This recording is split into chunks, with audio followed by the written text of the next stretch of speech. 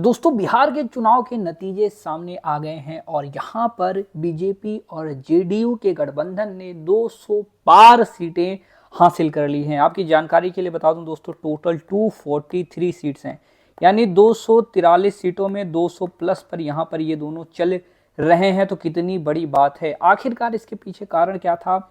क्या यहाँ पे फिर से वोट चोरी हो रखी है या फिर ईवीएम हैक कर लिया है या फिर बात कुछ और है? नमस्कार दोस्तों, मैं हूं अतुल द्विवेदी। आइए सारी जानकारी जानते हैं। तो सबसे पहले अगर अभी आप देखेंगे करेंटली, तो यहाँ पर ये सारा डेटा आपको मिल जाएगा इलेक्शन कमीशन की वेबसाइट के ऊपर। तो आगे बढ़ते हैं दोस्तों इस वीडियो में और हम जानते हैं कि आखिर इसके पीछे का कारण क्या रहा है, क्यों बीजेपी जीती है। दोस्तों यहाँ पर एक सबसे बड़ी और चौंका देने वाली बात इस बार क्या देखने को मिली है कि फर्स्ट टाइम यहाँ पर इतने ज़्यादा लोग जो है वो वोट देने आए हैं। तकरीबन 67% जो है टर्नआउट वो रिपोर्ट किया गया, एग्जैक्टली 67.1%, जो कि बहुत ज़्यादा है। और इसमें हैरानी वाली बात तो और तब आती है कि यहाँ पर वुमेन जो है ना, उनकी पूरी पॉपुलेशन यानी जितनी वुमेन वोटर्स हैं उसमें से 71.6% वुमेन ने वोट किया है, समझ लीजिए।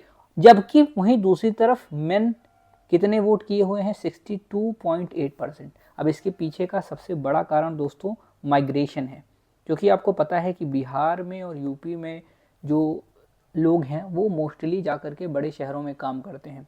तो that might be also a reason कि वहाँ से बहुत सारे लोग बड़े बड़े शहरों में हों एंड उन लौट ना पाए हों, आ ना पाए हों वोट देने के लिए।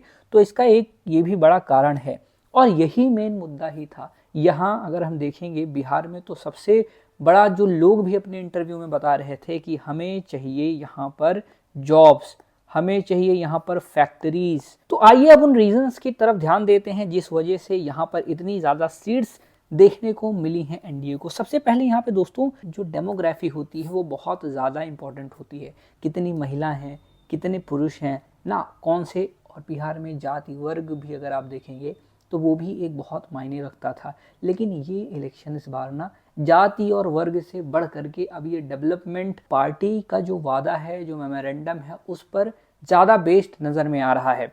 क्यों? क्योंकि अगर आप यहाँ पे देखेंगे जो महिला है हाई वोटिंग रहा है। और उसके बाद यहाँ पे अगर आप देखेंगे EBC plus non traditional BJP supporters भी इस बार बीजेपी को सपोर्ट करने आ गए। ईबीसी क्या है? एक्सट्रीमली बैकवर्ड क्लासेस, जो कि एक्सट्रीमली बैकवर्ड हैं। और नॉन ट्रेडिशनल यानी जो पहले से बीजेपी को फॉलो नहीं करते थे, इस बार एक अलग ट्रेंड देखने को मिला है कि अब लोग रीजनल पार्टीज से निकल करके सेंट्रल पार्टीज की तरफ ज़्यादा शिफ्ट हो रहे हैं। क्यों? क्योंकि उनको समझ में आ रहा है कि अभी बीजेपी सेंटर में पावर में है, तो अगर ज़्यादा से ज़्यादा बजट और ज़्यादा डेवलपमेंट के जो प्रोजेक्ट्स हैं वो हमें लाना हो, तो जो सेंटर की पार्टी है, क्योंकि अभी आप लोगों ने देखा होगा पिछले सेशन में बहुत ज़्यादा, सबसे ज़्यादा बिहार को ही बजट एलोकेट किया गया था दूसरे स्टेट्स के कंपैरिजन में। तो कहीं ना कहीं पढ़े लिखे जो लोग हैं ये भी वो चीज़ समझ रहे हैं। और अगर आप जानते हैं कोई अपोजिशन पार्टी होती है तो वहाँ पे बजट तो जाता है, लेकिन फिर आप आगे की कहानी पॉलिटिक्स जानते ही हैं। और इस वजह से बीजेपी की जो ओल्ड अपर कास्ट और अर्बन बेस था उससे ये आगे बढ़ जाते हैं। इसी के साथ क्या होता है, ये ब्रेक कर जाते हैं जो पहले एमवाई यानी मुस्लिम और यादव एडवांटेज था। क्योंकि यहाँ पे मुस्लिम और यादव की वजह से जो जेडीयू है उसको उतने ज़्यादा वोट नहीं मिल पाते थे, या बीजेपी को उतने ज़्यादा वोट नहीं मिल पाते थे। तो यहाँ पर अगर आप देखेंगे रजत यानी आरजेडी को ज़्यादा वोट्स मिलते थे और वो पार्टी आगे आती थी। और तीसरा पॉइंट दोस्तों कहते हैं कि ना, यूथ जो है वो किसी भी जगह का सबसे इम्पोर्टेंट पहलू होता है। तो यहाँ पर जो मैसेजेस दिए गए एम्प्लॉयमेंट से रिलेटेड, जो कि ऑफर करी गई है 1 करोड़ के आसपास जॉब, हालांकि देखिए ये बहुत ज़्यादा ल्यूक्रेटिव है ना, you know that giving this much government jobs is not possible. So उस वजह से इंडस्ट्रीज वगैरह सेटअप करनी पड़ेंगी। चैलेंजिंग होगा बीजेपी के लिए भी, ये भी होने वाला है दोस्तों, आप समझ लीजिएगा।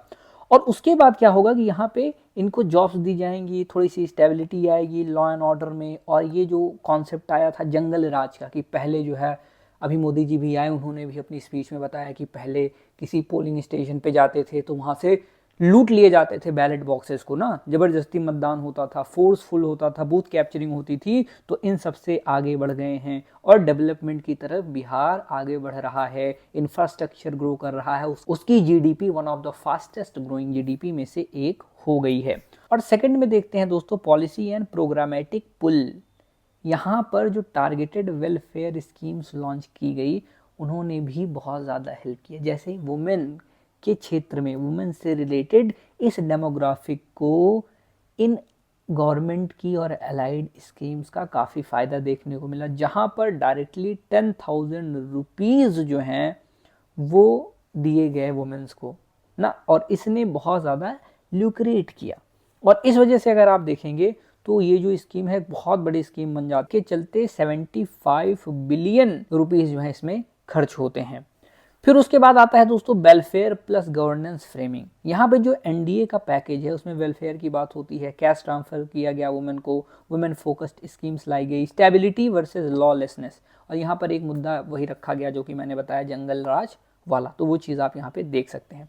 थर्ड यहाँ पे आपको देखने को मिलेगा organisation messaging and alliance management, कि यहाँ पे अगर आप बीजेपी देखेंगे ना तो बीजेपी किसी भी जगह, चाहे स्टेट का इलेक्शन हो या फिर सेंटर का इलेक्शन हो, ये पूरी फोकस की जो है, ये पूरे फोकस से वहाँ पर उतरते हैं और हर एक पहलू को, अपने मैसेज को, चाहे वो सोशल मीडिया के थ्रू हो यानी ऑनलाइन मीन से या फिर ऑफलाइन मीन से ऑन ग्राउंड हो, तो वो बहुत अच्छी तरीके से करते हैं। एक स्ट्रॉन्ग पार्टी मशीनरी देखने को मिली, ग्राउंड मोबिलाइजेशन बहुत ज़्यादा लोगों तक ये पहुँचे, बूथ लेवल आउटरीच ना, इन सब चीज़ों ने बहुत ज़्यादा यहाँ पर फ़ायदा किया। और जो जेडीयू का अलायंस था और जो स्मॉल अलाइज में है उनका जो अलायंस था, इसने भी बहुत ज़्यादा इसको हेल्प किया कि यहाँ पे सीटें जो हैं वो डैमेज नहीं हुई या स्प्लिट नहीं हुई।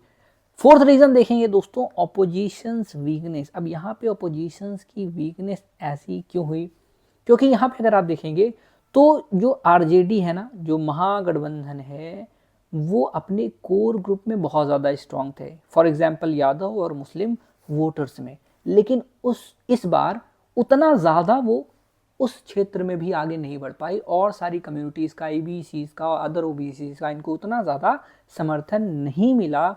और यहाँ पर ईबीसी, वुमेन और यूथ ने जो है वो जेडीयू और बीजेपी को चुना, यानी एनडीए को चुना, जिस वजह से यहाँ पर जो अपोजिशन है वो वादे अपोजिशन ने भी बहुत किए हुए थे कि जॉब्स मिलेगी, जॉब्स लाएंगे, पर जो है यहाँ पर अगर आप देखेंगे ना तो इनका थोड़ा सा आइडेंटिटी और एलिगेशन बेस था कि वोट चोरी करके आए हुए हैं, ये वोट चोर है ना, तो ये सारी चीज़ें भी यहाँ पे फैक्टर्स इनके रहे हैं मुद्दों में, ये भी एक कारण हो सकता है डिफेमेशन करने की कोशिश जो की गई। और यहाँ पर ग्राफिक जो पैटर्न है उसमें भी हमें चेंज देखने को मिला है कि अब जो है एनडीए अक्रॉस नॉर्थ की तरफ, वेस्ट की तरफ और बहुत सारी सेंट्रल डिस्ट्रिक्ट की तरफ भी बढ़ती हुई नज़र आई है। ऑब्वियस सी बात है, पिछले के कंपैरिजन में इनकी जो सीट्स हैं वो बढ़ी हुई हैं। और 6 अगर आप देखेंगे कि यहाँ पे एक क्वांटिटेटिव इफेक्ट था, जैसे कि combination of higher female turnouts, EBC gains यहाँ पे देखने को मिले, ठीक, और इसी के साथ मार्जिनल कॉन्स्टिट्यूएंसीज फ्लिप्ड सीट, कि यहाँ पर जो इनकी कॉन्स्टिट्यूएंसीज, जो जितनी सीट इनको पहले मिली थी वो तो इनको मिली ही, प्लस ये खींचने में और कामयाब हो गए सीट्स को, ठीक है, ये भी एक कारण रहा है। फिर short term implication and risk implication.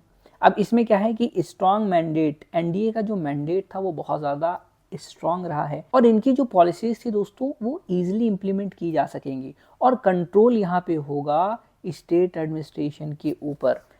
अब एक चीज़ आप और देखेंगे कि बीजेपी के पास अब इतनी सीट्स आ गई हैं कि जो नीतीश जी की सरकार यानी जो जेडीयू है उसके ऊपर इसको डिपेंड नहीं रहना पड़ेगा, ना ही सेंटर में और ना ही स्टेट में।